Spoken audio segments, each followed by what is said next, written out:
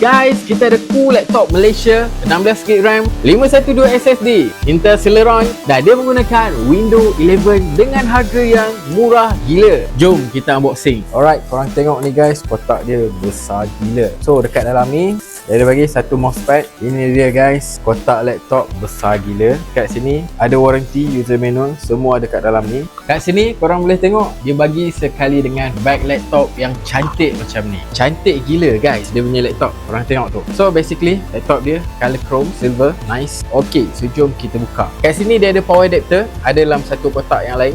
Bukan saja power adapter, dia juga bagi sekali dengan mount wireless guys. Dan ini adalah adapter untuk laptop. Aku suka dengan logo dia, nampak premium gila kot. Kat dalam ni ada fingerprint dan jom kita on dia. Itu dia guys, cooltech.com. So touchpad dia korang tengok, nampak cantik gila, nampak minimalis, tapi korang masih lagi boleh tekan dekat sini left and right click. Dan korang tengok ni, kita dah pun masuk ke dalam sistem dia. So korang boleh tengok untuk model ni dia pakai Intel Celeron 2GHz 16GB RAM babe. Kemudian dia pakai Windows 11 Pro dan yang best lagi dia bagi SSD 512GB babe. So guys, kat mana lagi korang boleh dapat laptop dengan spek yang padu macam ni tapi harga dia murah gila. Dengan spek ni kalau korang nak buat assignment, korang nak buat kerja sekolah, korang nak pergi project meeting, semua tak ada masalah. Nak main game pun boleh guys. So kalau korang ada soalan lagi, komen dekat sini dan jangan lupa check out dekat bag kuning